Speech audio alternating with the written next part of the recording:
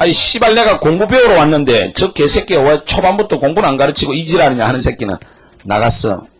가다가 교통사고 죽기를 바란다. 잘 들어. 내가 정말 이야기하고 싶은 거는 여기에서 수업 시간에 전달되는 지식 몇 가지가 그렇게 중요한 게 아니야. 그걸 가지고는 성격을 근본적으로 절대로 변화 못 시킨단 말이야. 완전히 달라져야 된단 말이야. 여태까지 살던 삶의 태도가 근본적으로 달라지지 않으면 안 되기 때문에 내가 첫 시간에 이야기를 하는 거야. 좋은 선생의 강의를 듣냐 안 듣냐가 중요한 게 아니라니까. 내가 어떻게 하느냐에 달려있어. 중요한 거는 내가 얼마나 하느냐. 그것도 그냥 대충 하는 것이 아니라 정말 목숨을 걸고 해야만이 올해 1년간 너희들의 꿈을 달성할 수 있을 거다. 그렇지 않으면 반드시 실패할 거다. 내가 이야기를 하는 거는 이렇게 목숨을 걸고 해서 엄청난 결과를 만들어낸 제자 한 명을 내가 오늘 이야기하고 싶어서 이야기를 하는 거야. 목숨을 걸고 해서 정말 학생으로서는 제일 밑바닥 수준에서 현재는 우리 사회의 최고의 엘리트가 되어 있는 학생이에요. 걔가 목숨을 걸고 공부하는 과정을 내가 소개하고 싶은 거예요. 그날이 언제였냐면 이날이 어쩌면 내가 이 일을 하게 된 계기야. 내 인생의 운명이 바뀌는 날이었는데 87년 3월 2일이야. 이날 내가 정확하게 기억하고 있어. 내가 이날 어떤 학생을 대학생 과외를 시작한 날이었어. 3월 2일 날 저녁 한 7시 조금 넘어서 이제 그 집에 들어갔어. 그 아파트가 한 48평 정도 되는 아파트야. 나는 12평짜리 다세대에 살고 있는데 들어가 보니까 이건 어리어리한 집이야. 그리고 어머니를 만났는데 어머니가 참 교양이 있으신 분이야. 그 어머니가 자기 애를 이렇게 참 제대로 못 가르쳐서 죄송합니다 라고 이야기하면서 우리 애를 좀 잘 해주시면 좋겠습니다. 자기는 이화여대를 나왔고 동창회 회장까지 했대. 그리고 아빠는 가톨릭 의대 나와가지고 소아과 의사야. 그럼 상당히 훌륭한 집안이야. 근데 애는 공부를 되게 못한대. 그래가지고 이제 자기가 제대로 못 키워서 참 죄송합니다. 잘 부탁합니다. 어머니가 상당히 교양 있게 이야기를 했어. 이제 걔 방에 들어가서 공부를 가르치러 들어갔는데 여기에서부터 내 운명과 지 운명이 바뀌기 시작한 거야. 방에 딱 들어갔는데 상이 하나 딱 펴져 있는데 얘가 대가리를 푹 쏘이고 있어. 선생님이 들어갔는데 얼굴도 안 되는 거야, 인연이. 그래서 뭐 억수로 자존심 상하는 거야. 아무리 내가 돈이 없는 대학생이라 하더라도 그래도 가르치러 들어왔는데 일어나서 인사는 못할 망정 대가리 쳐갖고 있으면 어떡해. 그래서 내가 상 앞에 딱 앉아가지고 야 얼굴 한번 들어봐라 임마. 내가 대학생이라고 해서 너 그래도 네 가르치러 온 선생인데 이게 뭐하는 짓이야 하니까 계속 대가리 쳐받고 있더라고. 오늘 내가 네 가르치러 온 선생이잖아. 이러지 말고 임마 얼굴 들어봐. 이러니까 앞에 탁 내미니까 쭉 보더만 얼굴 싹 드는 거야. 근데 그 얼굴을 드는 순간 내가 엄청난 충격에 빠졌다. 왜 엄청난 충격에 빠졌냐면 얘 인상이 엄청나게 찌그러져 있어. 온갖 스트레스와 번뇌가 다 들어가 있어. 그리고 막 안경도 이따만한 거 끼고 막 얼굴도 막 퉁퉁 불어가지고 막 키는 한 153cm 정도밖에 안 되는데 가로 세로 비슷하게 막 나중에 한 일이었지만 몸무게 한 60kg 정도 나갔어. 그러니까 얘는 공부도 못하고 막 이러니까 온갖 스트레스를 받아가지고 막 찌들려 있는 거야. 그때 이제 내가 알아보니까 얘가 성적이 반에서 20, 30등 정도를 했어. 이 당시에 20, 30등이면 4년제 대학이 아니라 전문대도 못 간다. 지금 너희는 1.2대 1밖에 안 돼. 아주 너희는 진짜 대학 가기 좋은 애야 사실은. 원하는 대학을 가기가 어려운 거지 대학 가는 건 별로 안 어렵다고. 근데 이때는 아예 6대 1이야. 웬만하면 대학 다 떨어졌어. 이 정도면 전문대도 떨어질 정도야. 부모는 최고 엘리트인데 얘는 공부를 이렇게 못하는 거야. 이거는 유전자의 문제가 아니지. 사실은 학생의 관리나 이런 걸 잘 못했던 거죠. 그러니까 자기 스스로도 스트레스를 더 받는다고. 부모는 명문대 출신인데 자식이 아닌 경우가 꽤 있단 말이에요. 따지고 보면 학생 자신의 문제점이 많다고. 얘도 그런 상황이야. 자기 부모는 정말 공부 잘했는데 나는 왜 이럴까? 또 나는 생긴 것까지 왜 이럴까? 그러니까 얘는 스트레스 많이 받으니까 계속 처먹기만 하고 막 뒤집어 자고 이래가지고 그런 상황에까지 이르는 거야. 잘 들어. 내가 그때 걔를 보고 받았던 충격이 너무나 심각한 충격이었어. 야, 얼굴이 이렇게 일그러질 수가 있을까? 뭔데 어린애가 저렇게 뭔가 한 맺힌 눈빛을 가지고 있을까? 그런 거였어. 그래서 내가 걔를 보는 순간 충격을 받아가지고 사실은 들고 있던 펜을 떨어뜨려 버렸어. 내가 수업하러 왔지만은 잘 들어. 펜을 놓고 내가 그랬어. 야, 내가 니하고 수업을 해야 되지만은 내가 니를 보는 순간 엄청난 충격에 빠졌다. 내가 5분간만 이야기를 하겠다. 객소리 하지 말고 내 이야기를 그냥 들어주라. 5분간 딱 듣고 네가 판단해라. 마음에 들면 같이 공부하고 마음에 안 들면 딱 2마디만 하면 돼. 나가 이러면 돼. 나 아직 너 엄마한테 돈 안 받았어. 하여튼 난 5분간 이야기할 테니까 딱 끊지 말고 들어주라. 그래서 내가 이 애를 한테 처음에 받았던 그 느낌, 정말 너를 보는 순간 내가 충격을 받았고 너희 집 환경하고 네 얼굴하고 도저히 매치가 안 된다. 그렇잖아. 그리고 어떻게 해서 내가 이 상황까지 왔는지 정말 이해할 수 없는 그런 내가 충격을 받는다. 근데 니도 거울을 봐서 알겠지만 네 얼굴이 정말 마음에 안 들 거야. 그건 사실은 따지고 보면 아무것도 아닌데 그런 껍데기에 내가 봤을 때는 헤매고 있는 것 같다. 사실은 여자 얼굴은 아무것도 아니라고. 내 얼굴은 내 책임이 아니잖아. 부모가 물려줘서 이 모양이잖아. 그게 내 책임이야. 그런데 여학생들 중에 특히 거기에 신경을 많이 쓰는 여학생들이 있어. 잘 생각해보라고. 그게 내 책임이냐고. 아무것도 아닌데 그런 걸 문제 삼는 애들이 있단 말이야. 그게 스트레스 받고 공부 안 하고 이런 애들. 그건 정말 잘못된 거다. 근데 내가 그랬어. 걔한테. 내가 보기에는 넌 네 얼굴에 별로 신경을 더 이상 쓸 필요가 없을 것 같다. 써봤자 나아질 거 별로 없으니까. 내가 그렇게 이야기를 했어.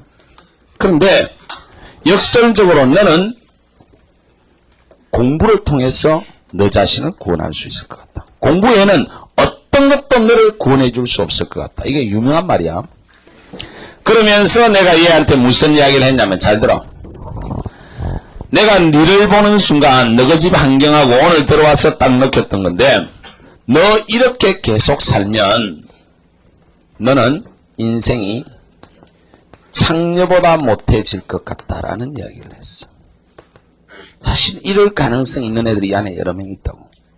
이 말이 무슨 말이냐면 지금 잘 봐봐. 얘는 부잣집 딸이잖아. 집안이 빵빵하단 말이야. 근데 공부를 별로 못하잖아. 그리고 자기 외모나 이런 데 여러 가지 스트레스에 막 빠져 있단 말이야. 이렇게 하다가 그냥 고3으로 끝난다고. 이게 지금 고2였는데 그럼 어떻게 되겠어? 전문대 이런 데 보낼 것 같나? 안 보낸다니까. 집안에 능력이 있기 때문에. 결국 미국 유학 보낼 거라고. 심지어 엄마까지 따라가가지고 어학연수 시키고 뭐 어디 대학 어떻게 막 허질구리한데 넣어가지고 또 초강경 다이어트에 거기다 성형수술까지 해가지고 데리고 올 거단 말이야. 그래가지고 외국에서 공부했다고 이제 이렇게 내세우고 중매쟁이들 막 만들어가지고 결국은 얘 시집 보내는 게 부모의 과제라고 생각한다. 이 부모들은 고전적 사고에서 벗어나지 못해가지고 딸은 하여튼 시집 보내는 게 중요하다고 생각한다고. 근데 지금 얘는 능력이 없기 때문에 결국은 그런 식으로 만들어가지고 시집 보낼 거라고. 그러면 얘한테 장가오는 애들이 누가 오겠어? 얘가 막 사랑스러워서 좋아서 결혼하겠어? 아니잖아. 그럴 때 대체적으로 중매쟁이를 통해서 우리 사이 결혼이 이루어지는 게 얘는 한미천 싸들고 간단 말이야. 뭐 고시에 합격을 했거나 시골 출신인데 돈은 없는데 의사가 됐거나 좋은 직장을 가졌거나 이런 경우에 거래적인 결혼이 이루어진단 말이에요. 내가 그랬어. 너 이렇게 하면 너 결혼하는데 10억은 싸들고 가야 된다. 집 한 채, 자동차, 온갖 것 다 하면 한 10억은 싸들고 가야 될 거야. 그러면 그 인생은 창녀보다 못하지. 왜? 그 집에 가서 애 낳아주고 살림 살아주고 파출부 역할하고 한 번씩 남편의 놀이개가 되고 그런 거 아니야. 남자가 좋아서 얘 데리고 살겠어? 돈 때문에 결혼한 거 아니야. 근데 창녀는 어떻니? 하룻밤 놀아주면 한 2, 30만 원에 화대를 받지만은 이거는 10억까지 갖다 바친 거야. 분명히 창녀보다 못한 거지. 그런 인생이 딱 내 눈앞에 보인다. 내가 그 이야기를 한 거야. 자, 내가 하고 싶은 이야기가 이거다. 그러니까 내가 이런 생각을 가진 사람이니까 한번 근본적으로 바꿔보는 생각에서 내하고 공부를 하든지 졸라게 기분 나쁘면 이상한 새끼가 들어와가지고 말이야 지 마음대로 이야기하고 너 인생은 창녀보다 못해질 가능성이 있다라고 이따오로 이야기하는 게 마음에 딱 걸리면 나가 이렇게 이야기하면 돼. 자, 2개 중에 선택해. 그러니까 이야기를 딱 끝나고 났으니까 얘가 어떻게 했냐면 펑펑 울더라고. 한 2, 3분 울더라고. 딱 울더만 눈물을 거치고 뭐라 하냐면 솔직하게 이야기해 줘서 감사합니다 그러더라고. 사실 자기도 여기까지도 고민을 해봤대. 걔가 자기 집안은 이렇게 좋은 집안인데 왜 내만 이 꼴일까? 자기는 공부를 하려고 해도 공부하려고 하면 막 가슴에 막 오히려 막 뭐랄까 막 한이 맺히는 것 같고 공부가 도저히 안 된대요. 그러다가 또 막 스트레스 받으면 뭐 나가서 먹고 그러다 여기까지 왔다 이거.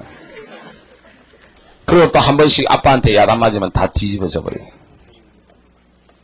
그런데 여태까지 대부분의 과외 선생들은 들어와서 달래면서 몇 개 가르쳐주고 풀어봐라. 머리는 좋네. 잘할 수 있는데 네가 노력을 안 해서 그런데 자, 조금만 하면 연고대 이런 데는 별로 안 어려우니까 잘 해보자라고 맨날 달래기만 한다는 거예요. 그러나 그런 선생들이 2시간 땡 되면 하다가도 적당히 맞춰가지고 다음 시간에 좀 더 하자고 잽싸게 날라버린대.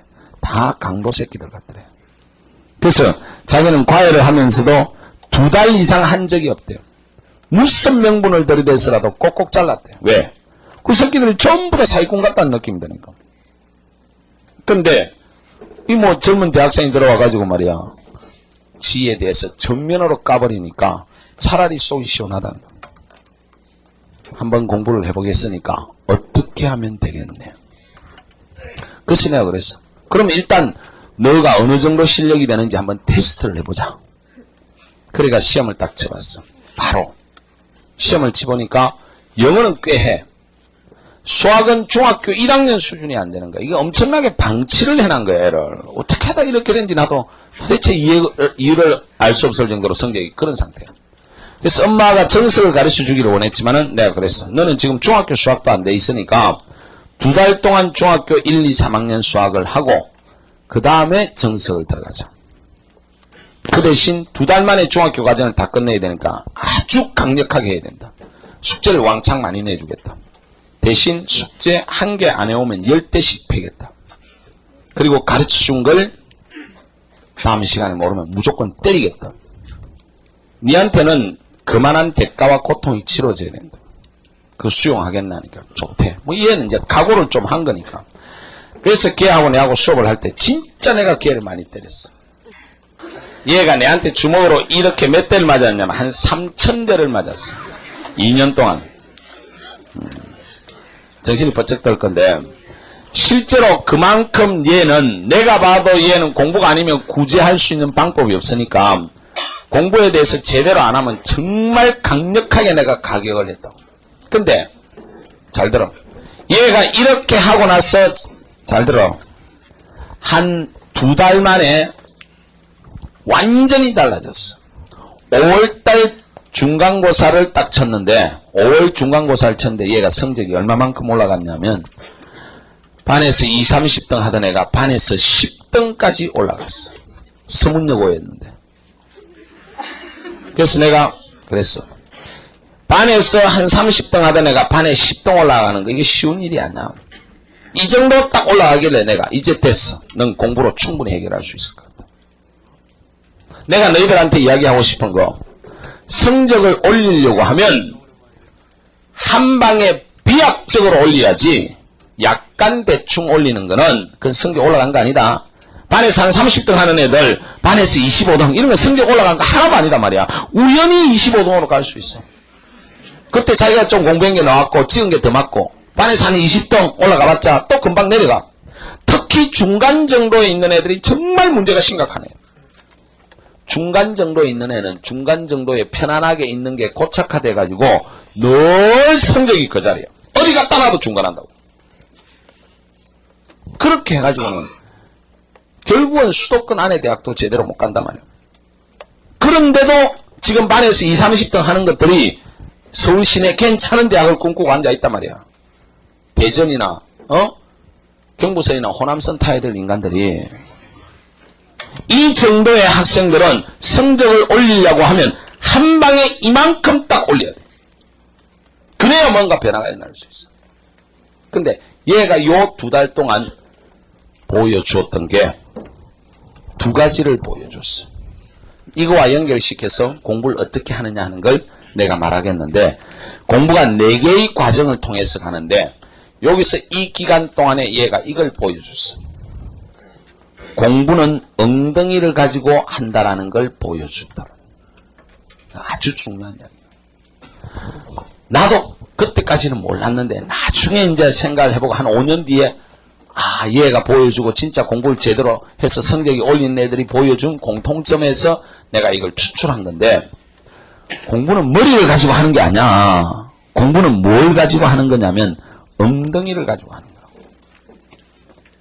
이것만 되면 고3 혁명이 일어날 수 있어, 사실. 근데 우리나라 수험생의 95%는 이게 안 된다. 공부는 뭘 가지고 한다? 엉덩이를 가지고 한다. 엉덩이를 가지고 한다는 말이 무슨 말이냐면, 한 자리에 앉으면 최소한 2시간은 꼼짝을 안 해야 돼. 오늘 이 순간부터, 잘 들어. 오늘 이 순간부터 너희가 한 2주일 안에 이 단계에 도달하지 못하면 공부 포기하는 게 좋다. 딱 한 번 앉으면 그 자리에서 최소한 2시간은 꼼짝하지 않고 앉아있어요. 절대로 일어나서는 안 된다. 이게 제대로만 가면 5시간까지 앉아있을 수 있다. 얘가 요 기간에 자기 인생을 한번 바꿔봐야 되겠다. 공부에는 어떤 것도 자기를 구제해 줄 수 없다는 생각을 가지고 한 2주 지났을 때부터 한 번 앉으면 최소한 3시간, 4시간은 꼼짝도 안 하는 거야. 한 2주 지나니까 이 집에 내가 과외하러 가니까 이 엄마가 막 너무 좋아해. 우리 애가 너무나 달라졌다는 거야. 얼굴빛이 달라진 거야. 얘가 정말로 공부를 한대. 이제 한 번 앉으면 3시간, 4시간을 절대로 꼼짝 안 하는데, 저기 이 새끼 대가리 쳐박고 있는 개새끼! 야, 똑바로 안 앉아 너.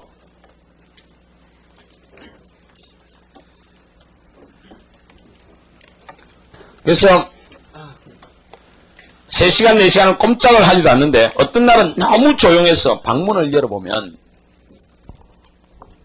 꼿꼿이 앉아있어가지고 방이 너무나 긴장한 느낌에서 방에서 냉기가 흘러나올 정도예요. 이러니까 한 2달 만에 이런 결과가 나오는 거예요. 이것도 안 되면서 지금 공부하려고 하지 마라 말이야. 엉덩이 단계가 안 되면 절대로 안 된다고. 아니 씨발 내가 공부 배우러 왔는데 저 개새끼가 왜 초반부터 공부는 안 가르치고 이 지랄이냐 하는 새끼는 나갔어. 가다가 교통사고 죽기를 바란다. 잘 들어. 내가 정말 이야기하고 싶은 거는 여기에서 수업 시간에 전달되는 지식 몇 가지가 그렇게 중요한 게 아니야. 그걸 가지고는 성적을 근본적으로 절대로 변화 못 시킨단 말이야. 분명히 너희가 고3 혁명을 꿈꾸는데 완전히 달라져야 된단 말이야. 여태까지 살던 삶의 태도가 근본적으로 달라지지 않으면 안 되기 때문에 내가 첫 시간 이야기를 하는 거야. 그런데 씹새끼 앉아있는 눈빛이 아이씨 공부나 좀 가르쳐주지 뭐 하고 있어. 확 뽑아버린다. 자, 머리의 단계를 지나고 나면 그 다음에 진짜 공부하는 가슴의 단계에 들어갈 수 있다. 공부는 최종적으로 뭘 가지고 하느냐면 가슴으로 한다. 이걸 얘가 그 뒤에 2달 안에 보여줬어, 사실. 사실 머리를 가지고 공부를 하면, 머리를 한 서너 시간 쓰고 나면 정말 머리가 막 찌가 날 거라고. 그렇잖아. 서너 시간 집중하고 나봐. 얼마나 머리가 깨질 것 같겠어. 근데 진짜 공부를 잘하고 좋아하는 애들은 20시간 정도도 해낸다. 한번 딱 앉아가지고. 얘가 그런 모습을 보여줬기 때문에 내가 공부는 엉덩이에서 손에서 머리에서 가슴으로 온다는 걸 내가 느꼈다. 봐봐. 우리가 열심히 공부한다는 말을 많이 쓰잖아. 너희 부모들이 맨날 열심히 하라 그러잖아. 근데 이 열자가 한자를 한번 봐봐. 무슨 열자야? 뜨거울 열자잖아. 심자가 마음 심자잖아. 열심히 공부한다라는 것은 가슴에 열이 나도록 공부하는 거란 말이야. 이건 뜨거운 가슴으로 공부하는 거라고. 내가 공부하고 있을 때 결국은 가슴에 한이를 느껴야 돼. 정말 샘솟는 기쁨이 느껴질 때 이게 열심히 하는 거라고. 막 하기 싫은데 억지로 하루 종일 하는 거. 그건 열심히 하는 게 아니다 말이야. 하기 싫은데 막 피아노 한 애가 하루 종일 8시간 막 쿵쾅쿵쾅 해봐. 손마디 부러지는 것 같고 미칠 것 같잖아. 근데 자기가 그거 정말 좋아해봐. 8시간 이렇게 하고 나도 자기가 8시간 했다는 느낌이 안 들어. 금방 그 시간이 지나간 거야. 너희가 다 좋아하는 일에 그렇게 매진해 본 적이 있을 거 아니야. 예를 들어서 학교에서 교지 같은 거 편집할 때 막 며칠 밤을 새워서 해본 애들도 있을 거고, 심지어 뭐 남자애들 중에는 어릴 때 공 차는 거 좋아해가지고 막 5시간, 6시간 동안 막 신나게 공마 찬 적도 있을 거고, 저마다 뭔가 자기가 좋아하는 일에 밤을 새워본 적이 있을 거 아니야. 그럴 때 뭐야, 그 일을 하면서 열정을 느꼈던 거 아니야. 그게 열심히 공부하는 거단 말이야. 자기가 하고 있는 일에 가슴이 뜨거워지지 않으면 그건 열심히 공부하는 게 아니라. 내가 수업을 참 많이 하는 사람인데 일주일에 한 70시간 정도 수업을 해요. 그러면 이건 취사랑이야. 왜냐하면 대학 교수가 한 9시간 하고 중고등학교 선생님들이 한 18시간 정도 해요. 학원 강사가 좀 많이 하는 경우가 한 3, 40시간. 2번 정도가 한 45시간 정도 해. 기준을 잡으면 내가 한 70시간 정도 하는데 2번은 내보다 한참 어린애잖아. 그러면 이 늙은 몸이 일주일에 한 70시간 하려고 하면 정말 힘들어 사실. 그런데 수업하러 올라오기 전에는 힘든데 수업을 하다 보면 편안해져. 왜? 수업하는 게 내한테는 제일 좀 즐거운 일이기 때문에 내 체질에 맞다고. 근데 내가 이제 수업할 때 좀 마음대로 행동은 하긴 하지. 그 스님은 그냥 용서하지 않으니까. 그건 왜 그러냐면 난 여기에 지금 집중하고 뭔가 내가 수업하고 있는 곳에 내가 스스로 함몰 해 들어가는데 눈빛이 딴 데가 있다든지 저 십새끼처럼 저런 조는 눈빛을 딱 하고 있다든지 하면 내가 신경이 딱 거슬린단 말이야. 그러니까 불러내서 조져야 돼. 그러니까 말 안 들으면 조지고 하니까 얼마나 스트레스가 팍팍 풀려. 또 제대로 안 하면 욕 팍팍 해버리니까. 그러니까 수업하고 있는 것 자체는 내한테는 즐거운 일이야. 그러니까 내가 일주일에 70시간씩 이렇게 수업을 할 수 있어. 육체적인 힘으로는 못한다고. 자기가 하고 있는 일에 뭔가 열정을 느끼고 뜨거운 가슴을 유지할 수 있으니까 할 수 있는 거다. 공부도 마찬가지야. 정말 진정으로 잘하려고 하면 이걸로 해야 된다. 그래서 공부는 엉덩이에서 시작해서 손에서 머리로 최종적으로는 가슴으로 가는데 얘가 한 10등까지 올라갈 때 이 두 개 단계를 보여줬어. 여기에 딱 가길래 내가 됐다. 넌 이제 공부로 문제를 해결할 수 있을 거야. 그런데 생각보다 너무나 빨리 결과를 만들어냈어. 87년 8월 27일이야. 얘는 이날을 기억 못하더라고. 이날은 기억하는데 나는 이날도 기억하고 있다. 8월 20일 날 국영수까지 다 본 결과 8월 27일 날 성적이 나왔는데 얘가 반에서 2등을 했어. 전체에서 15등. 서문여고가 반이 15개인가 그렇지? 더 되지? 얘가 거의 반에서 1등으로 올라간 거야. 딱 6개월도 안 됐어 지금. 그치? 반에서 30등 하던 전문대도 못 갈 학생이 반에서 1등 수준으로 올라가 버려요. 이게 기적이야. 그런데 얘가 여기에서 이 정도를 보여줬기 때문에 내가 여름방학 때 공부를 얼마나 시켰냐면 얘는 이제 공부 자체는 얼마든지 해낼 수 있는 파워를 보였어. 그래서 하루에 17시간씩 과제물을 내줬어. 하루에 17시간. 여기서 17시간이라는 거는 넷도로 자기가 공부한 시간을 말해. 학원 같은 건 하나도 안 다녔어. 그러니까 보충 수업 없는 날을 기준으로 했을 때 내가 가서 영어 수학 가해 해주는 거 외에는 자기 혼자 딱 공부하는데 어디에서 공부했냐면 그 잠원동 근처에 사는 애들은 알 건데 그 금옥 상가가 있어. 금옥 도서실에서 하루에 17시간씩 공부를 했어. 잠자는 시간 5시간. 집에 왔다 갔다 밥 먹는 시간 빼고 나서는 딱 17시간 공부. 내가 이때까지 학생을 가르치는 중에 이렇게 지독하게 공부를 해내는 놈 본 적이 없다는 거야. 근데 너희들 여기 앉아있는 대부분의 학생들은 이렇게 하지 않으면 이번 겨울 방학 때 하나도 성적이 안 올라갈 가능성이 있어요. 내가 분명히 이야기하는데 이번 겨울 방학 동안에 잘 들어. 하루에 순수하게 자기가 딱 엉덩이 붙이고 앉아서 집중해서 공부하는 시간이 7시간이 안 나오면 반드시 재수할 거다. 그리고 잘 들어. 언어, 수학, 사탐, 과탐, 외국어 이 5개를 전부 학원 다니는 학생, 전과목을 다 학원 다니는 학생 틀림없이 재수한다. 두고 봐. 빨리 바꿔. 전과목 다 배우고 있으면 몇 개 없애. 학원 많이 다니면 틀림없이 망한다고 내가 분명히 이야기를 하고 있어. 내가 학원 강사하냐. 학원 많이 다니면 틀림없이 망한다고 맨날 이야기하는데도 학원만 많이 다녀. 다시 분명히 이야기한다. 학원 많이 다니면 틀림없이 망한다. 왜? 망할 수밖에 없다고. 그거는 내가 공부하는 시간이 없는데 어떻게 성적이 올라가? 제일 중요한 건 내가 나를 완벽하게 이해시키는 거예요. 하루에 자기 공부하는 시간이 자기 스스로 앉아서 공부하는 시간이 7시간 안 나오면 이번 겨울 방학 때 그렇게 모자 쓰고 막 이 학원 저 학원 돌아다니면서 공부해볼 거라고 의욕을 갖는 거 말짱 헛일이에요. 내년에 넌 틀림없이 망해서 울고 있을 거야. 알겠어? 자, 잘 들어. 근데 얘는 하루에 17시간을 했단 말이야. 17시간에 했던 양을 내가 가르쳐 줄 테니까 참조를 해라 말이야. 이거 꼭 필기를 해놔. 얘가 17시간 동안에 한 양이 뭐냐? 이건 내가 내준 숙제이기 때문에 내가 정확하게 알고 있어. 첫째, 수학을 하루에 100문제씩 풀었어.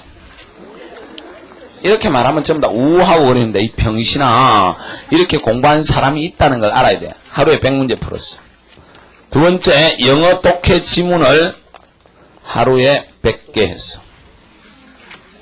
그 다음에 이 당시는 영수본고사기 때문에 영어 단어를 하루에 100개 외웠어. 요렇게 했다. 요게 얘의 하루 공부량이야. 이걸 완벽하게 하루도 안 빼고 다 해냈단 말이야. 요거 딱 다 하면 수학 문제 100문제 써봐. 한 페이지에 두 문제 정도 풀 거 아냐. 그러면 연습장이 50페이지가 필요하다. 그치? 영어 단어 외우고 지문하면서 단어 쓰고 정리하니까 하루에 너희가 쓰는 연습장이 한 권씩 딱딱 날라갔어. 얘 집에 가면 그때 썼던 연습장이 지금도 다 쌓여있어. 날짜와 함께. 그리고 모나미 볼펜 제일 싸구려 있지? 그게 하루에 한 자루 딱딱 날라갔어. 얘가 그러더라고. 내가 그때 대학생 때니까 얘는 고등학교 2학년 나이 차이가 별로 안 나잖아. 내보고 오빠 그랬는데 얘가 그랬어. 오빠, 내가 하루에 볼펜을 한 자루 쓰는데 볼펜 한 자루 쓰는데 걸리는 시간이 얼마인 줄 알아? 내가 써봤냐 임마. 그러니까 이 손으로 움직이는 시간이 약 8시간 정도 계속 쓰면 볼펜이 한 자루 날아간대. 이렇게 무섭게 공부를 했단 말이야. 그러니까 이런 결과가 나온 거야. 근데 이러면 학생들이 선생님 이게 어떻게 가능합니까? 이러는 놈들이 있는데 내가 아무 때나 내준 게 아니야. 과학적으로 계산해서 내줘. 이거 17시간 안 걸려. 봐. 수학 100문제, 수학 한 문제 5분이면 충분히 되지? 되나 안 되나? 안 돼? 바보가? 수능에서는 2분 만에 풀어야 되잖아. 한 3분 만에 풀어야 되잖아. 예를 들어서 5분 이상 걸리면 내 수준에 안 맞는 문제야. 그러면 다른 문제 풀어야 돼. 그러면 100 곱하기 5 하면 500분이지. 500분이면 몇 시간이야? 68, 48. 8.4시간 정도 돼. 영어 독해 지문 하나 시험에서 풀 때 얼마야? 1.5분밖에 안 되잖아. 근데 이거 단어도 좀 외워야 되고 하니까 한 4분 주자 말이야. 그러면 400분. 400분이면 6, 7, 2, 42. 그지? 7시간 안 되지? 6.8시간. 하면 15시간 하고 좀 남잖아. 영어 단어 100개 외우는 데는 1시간이면 외우지. 응? 이 병신아, 이걸 1시간에 못 외우냐? 돌대가리가? 요렇게 하면 분명히 이게 17시간 안 걸려서 끝낼 수 있는 양이야. 충분히. 그런데 여기 있는 많은 학생들 중에는 2년 동안 공부한 양일 거야, 이게. 고등학교 들어왔어. 2년 동안 이것도 안 했는 인간이 여기 앉아있단 말이야. 잘 들어.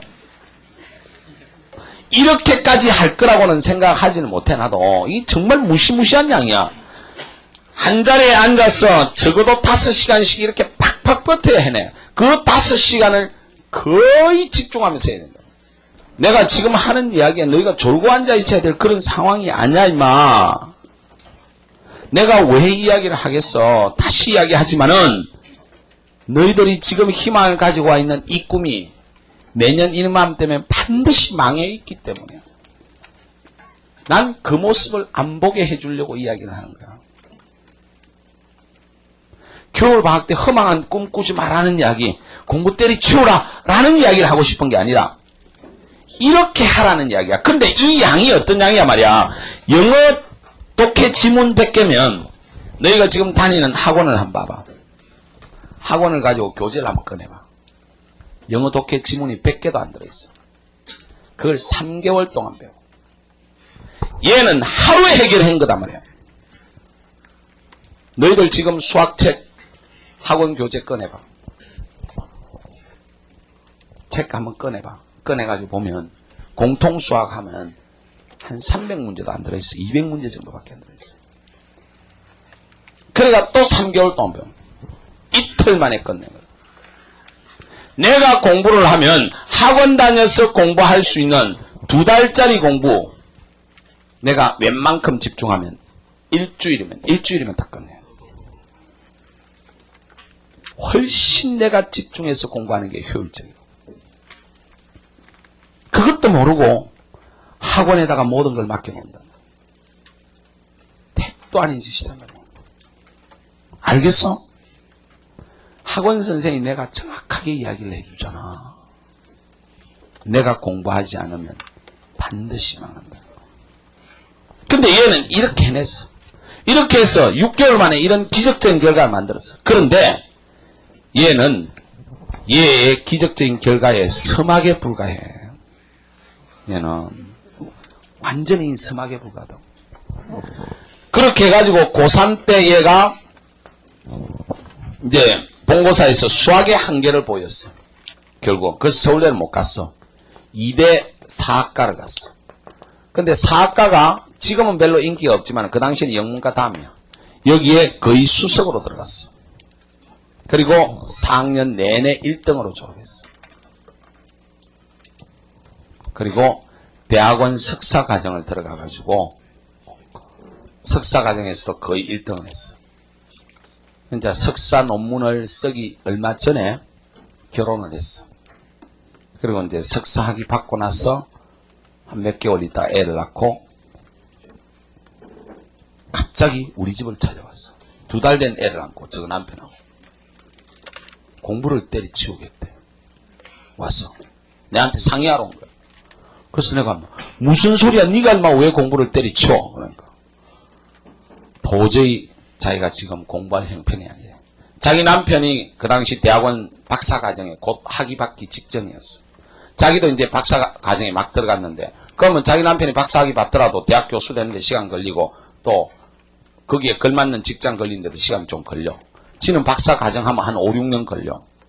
그러면 경제적으로 문제다 이게. 집에서 좀 도와줘서 살고 있지만 도저히 안 되겠다는 거야. 그래서 자기 남편하고 상의를 한 결과 공부를 때려치우겠다. 그럼 공부를 때려치운다는 게 뭐 어쩌자는 건데 하니까 뭐 장사할 거야. 뭐 학원 선생 하려고 내 찾아왔어. 이러니까 그게 아니고 짧게 승부를 보겠다. 뭘 어떻게 짧게 승부를 볼 건데 하니까 고시를 보겠다. 얘 지금 사학한 애야. 석사, 박사 과정까지 들어간 애야 지금. 근데 무슨 뭐 법을 언제 공부했다고? 뭐 잘라고 하니까 행시 공부를 하겠대. 근데 행정고시, 사법고시가 얼마나 어려운 시험이냐 하면 서울법대 입학생 중에서 나중에 행시나 사시나 외시 이 3대 고시 중에 한 개 이상 붙는 학생이 전체 입학생의 30%밖에 안 된다. 서울법대 출신의 70%는 서울법대 들어갈 때는 천하를 얻은 것 같지만은 70%는 나고자로 끝난다. 그래서 일반 직장 들어가거나 아마 지금도 아직 고시 공부하고 있고 막 그래요. 내 친구 중에, 내 고등학교 동창 중에 내가 41살이지만 내가 나이가 1살 어려. 내 고등학교 동창은 42살인데 대부분 다. 이번 동창회 지난주에 동창회를 했는데 나가니까 42살인데 서울법대 나왔는데 아직까지 안 돼가. 근데 이 새끼 아직도 공부를 하고 있는 데서. 그래서 아직도 한대. 야, 너 지금 대가 무슨 뭐 대봤자 뭐 할 거라고 아직도 하냐. 할 게 없어서 사실 이제 나이가 뭐 딴 거 할 것도 없대요. 그래서 고시라는 게 확률도 별로 없고 서울법대 출신도 30%밖에 안 붙는데 예전에는 많이 붙었어. 요즘 워낙 치열하니까 30%밖에 안 붙고 잘 들어. 공부를 시작해가 합격하는 데까지 최소한 5년 정도 걸려. 얘 같은 경우는 지금 20년 공부하고 있잖아. 내 동기는. 한 5년은 최소한 걸린단 말이야. 근데 얘는 법하고 공부도 하나도 안 했는데 지금 이때 애 낳고 한 나이가 27인가 8인가 그랬어. 한 7, 8년 하면 말이 안 되잖아. 그런데 내가 그걸 객관적으로 알고 있는데도 얘한테 짧게 승부를 내려고 고시 공부를 하는데 어떻게 했냐 물었을 때 내가 뭐라고 답을 했냐면 해. 하면 넌 틀림없이 될 거야. 이렇게 이야기해버렸어. 그러니까 얘가 막 갑자기 화를 팍 내는 거야. 아니 오빠한테 상의하러 왔는데 하라니 그렇게 금방 될 것 같냐고 그러더라고. 야 임마 네가 누구야. 하루에 17시간씩 공부한 찬란한 가거가 있는 놈 아냐. 넌 고시하면 딱 맞아. 틀림없이 될 거야. 그래도 고시 공부하는데 몇 년이 걸리는데 그래. 넌 틀림없이 된다. 내가 볼 때는 금방 될 것 같다니까 해라. 자기는 좀 고민을 더 깊이 있게 해보려고 왔는데 내가 너무나 답을 간단하게 주니까 어이가 없다는 거예요. 그러고 나서 얘가 고시 공부를 시작했는데 2년 전에 내한테 강의 들은 학생이 이 안에 있을 거야. 겨울방학 때 이 안에 있을 수 있어. 2년 내가 한 번씩 물어보고 있다. 2년 전에 강의 들었던 학생들 한번 떠올려봐라. 그때 걔가 1차를 붙고 한 6개월 만에 1차에 바로 합격해버렸어. 공부를 지독하게 하니까. 그리고 2차에서 떨어져 버렸어. 바로 한 번에 그렇게 1년 안에 붙는 경우는 거의 기적이 없어. 근데 겨울 방학 개강하면서 내가 이해 이야기를 하면서 애들한테 약속을 했다고. 얘가 틀림없이 고시에 합격한다. 고시에 합격하지 않으면 내가 목을 떼주겠다 그랬어. 목을 떼주겠다 그랬어. 그게 2년 전 이야기야. 근데 작년 겨울에 강의 들었던 애들 있잖아.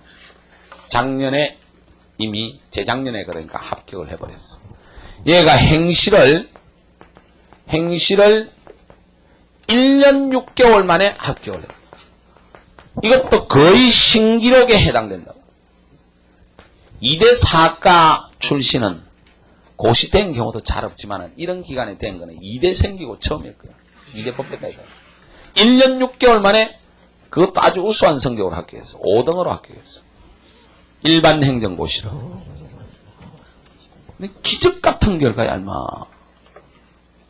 내가 처음 만났을 때 창녀보다 못할 년이었어. 그렇지 않나? 공부도 못할 뿐만 아니라 얼굴에 함과 온갖 게 찌들려 있는 애야.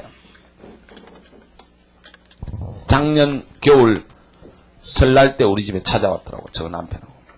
그래서 내가 남편 보고 정말 네 놈이 정말 멋진 놈이다.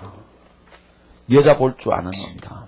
내가 결혼하기 전에 마지막에 결혼하기 한 달 전에 저거 남편 될 놈이다 하면서 내가 여기서 그때 학원하고 있을 때 벨이 왔더라고. 요 밑에 영림이라는 한식집인데 거기 가서 저거 남편 될 놈이니까 한번 봐달라 그러더라고. 내가 그때 보고 진짜 깜짝 놀랐는데 얘는 키가 53밖에 안 되는데 이 남자애는 키가 85야. 그리고 억수로 잘생겼어 이 새끼가. 얘는 그 뒤에 이제 열심히 살고 얘가 얼굴이 많이 좋아졌지만 바탕에 한계는 있잖아. 이쁜 얼굴은 아니라고. 야, 그때 내가 그런 생각했어요. 저 새끼 정말 야 저렇게 널씬하게 잘 빠진 놈이 잘생긴 놈이 쫓기는 애한테 결혼을 이렇게 외모로 봐서는 뭐 남편이 훨씬 나은 거야. 그런데 결국은 이 남자는 여자를 보는 진짜 눈을 알고 있었던 자기 마누라 될 사람이 진짜 탁월한 능력을 가지고 있다는 거야. 사실 그런 여자 데리고 사는 게 행복한 거 아니야. 그래서 내가 그때 왔을 때 그랬다고. 저 남편 보고 야 자네가 정말 멋진 놈이다. 마누라 정말 잘 얻었지? 그러니까 예 그러더라고. 그리고 저거 애하고 데리고 막 놀다가 밥 먹고 이제 좀 노는데 얘가 내보고 그러더라고. 농담으로 툭 이 말을 던지더라고. 87년 그때 내가 오빠를 만나지 않았더라면 아마 지금 창녀보다 못했겠지? 내가 그 말을 듣는 순간 가슴이 뭉클해지면서 눈물이 팡 돌더라고. 그렇잖아. 그때 내가 딱 고등학교 2학년짜리 아주 어린 나이잖아. 앉혀놓고 너 이년아 이렇게 살면 창녀보다 못할 수 있어. 그걸 기분 나쁘게 들으면 지금 저 뒤에 맨 놈이 그렇게 듣고 있었어. 씹새끼 개강 때 무슨 개소리를 떠냐 이렇게 듣고 있는 놈이 있는데 마찬가지로 그것도 그래도 지금은 그래도 손선생이라는 근이라도 있어. 그 당시에는 새파란 대학생이 들어와가 딱 앉혀놓고 이년아 너 그 집은 잘 사는데 너 이렇게 살면 창녀보다 못할 수 있어. 이 말 했을 때 보통 애 같으면 기분 나빠가지고 나가 그랬을 거야. 사실 내가 그런 일을 당한 적이 있다고. 걔 그렇게 잘 들어. 그러니까 뭔가 사람이 뭔가 볼 줄 알아야 된다는 거야. 그 애가 그렇게 성적 올라가니까 그 307동 그 라인에서 여러 집을 과외를 했다고. 그 중에 잘 들어 2층이야. 2층 그 몇 톤지 지금 잘 기억이 안 나는데 하여튼 2층에 사는 집이야. 그 엄마가 또 자기 딸 가르쳐 달라 해가 그 애도 서문여고인가 같이 다녔는데 그래서 그 집에도 가르치게 됐어. 근데 걔는 피아노를 전공하는 애인데 애가 공부를 안 해. 가서 가르쳐보면. 그래서 하루는 하도 공부를 안 해서 내가 앉혀놓고 걔도 또 좀 못생겼어. 그래서 내가 이야기했어. 너가 아버지 사업하고 돈 좀 많은 것 같은데 너 이렇게 살면 창녀보다 못해질 수 있다는 이야기를 내가 아주 리얼하게 케이스별로 쫙 이야기를 해줬어. 근데 이 병신 같은 년이 못 알아들은 거야. 그 말의 본뜻을.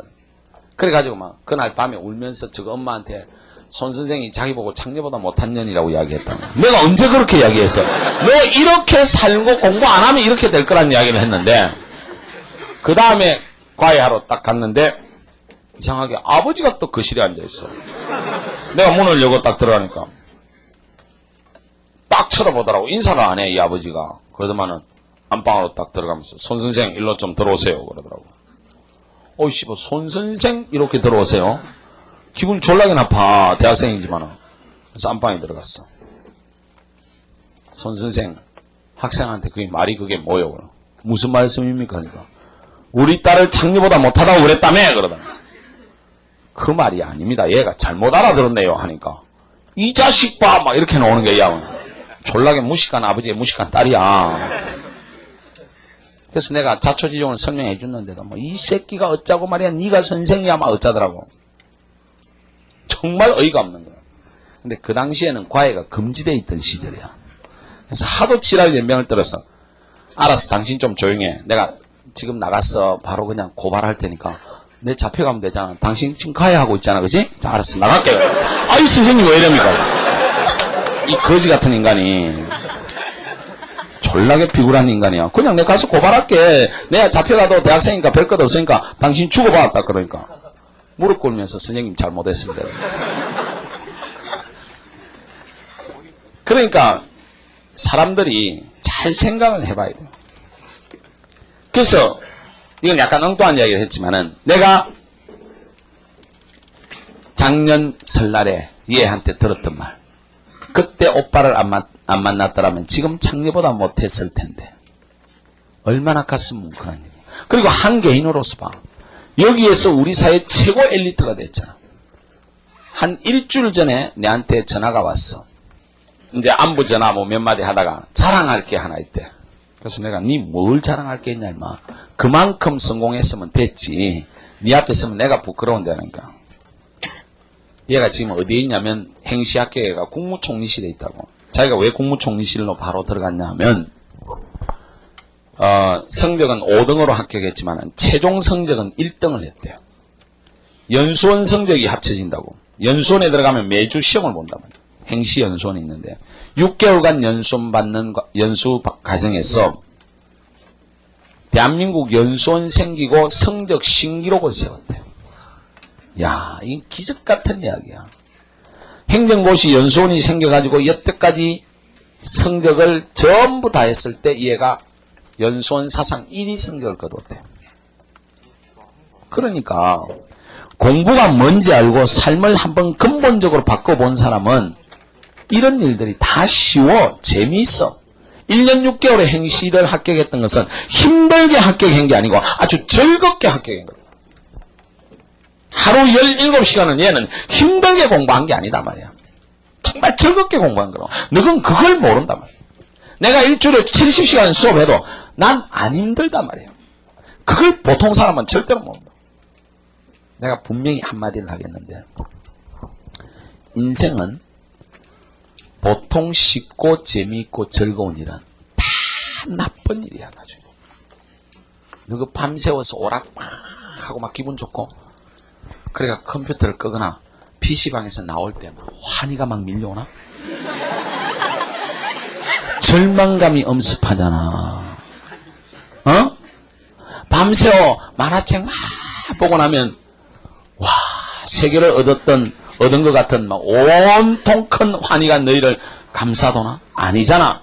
쉽게 재미있는 것들, 쉽게 얻을 수 있는 모든 것들은 다 나쁜 것이야. 정말 고통스럽고 힘든 일들, 정말 이건 너무나 힘들 것 같은 일, 그걸 하고 나면 정말 의미 있고 가치 있다는 거, 환희를 느낄 수 있다는 거. 인생은 고통스럽고 힘든 일을 선택할 수 있는 그러한 지혜를 배워야 돼. 고통스럽고 힘든 일이 정말 쉬운 일이고 힘들고 가벼운 일들은 나중에는 무의미하고 정말 도리어 힘든 결과를 가져요. 너희 이 젊은 나이에 조금만 힘들고 고통스러운 걸 선택해봐. 내년 이맘때 현재의 너희 모습이 엄청나게 달라져 있어요. 얘 각오를 하고 한 자리에서 3시간 4시간 딱 앉아있는 데서부터 시작해가지고 17시간의 환희를 맛볼 수 있는 이 엄청난 고통스러운 과업을 수행했기 때문에 지금 우리 사회에서 최고의 엘리트가 되어 있다. 이런 변화를 꿈꾸라 이런 이야기예요. 마지막으로 하나를 당부하겠는데 자, 모든 걸 다 바꿔. 어느 정도 바꿔야 되느냐? 어머니, 아버지, 일가, 친척, 형제, 자매 빼고 싹 다 바꿔. 친구까지도 다 바꿔버려야 돼. 내가 살고 있던 여태까지 삶의 태도나 방식이나 모든 걸 다 바꾸지 않으면 너희들은 내년 이맘때 정말 깊은 절망감에 빠져 있을 거야. 절대로 손 선생을 만났다는 것 자체가 너희들에게 그렇게 큰 행운이 되지 않는다. 내가 하는 이 이야기를 가지고 자기 자신을 스스로 변화시키는 거, 그게 정말로 큰 행운이 될 거야. 그래서 얘처럼 먼 훗날 나를 만났을 때 2001년 12월 26일 날 손 선생님의 그 말을 듣고 정말 제가 한번 크게 바꿨는데 그때 손 선생을 만나지 않았더라면 제가 아마 장래보다 못했을 겁니다. 개 돼지보다 못했을 것입니다. 이 말을 지나가다가 한번 하라 말이야, 나를 보면. 그런데 1년 뒤에 그럴 수 있는 가능성의 학생은 거의 없다. 여기 250명 넘는 학생 중에 한 명의 학생이 그럴 수는 있을 거야. 나는 그 한 명을 위해서 수업하지 249명의 쓰레기를 위해서는 수업하지 않는다. 다 저마다 그 한 명의 학생이 되기를 바란다.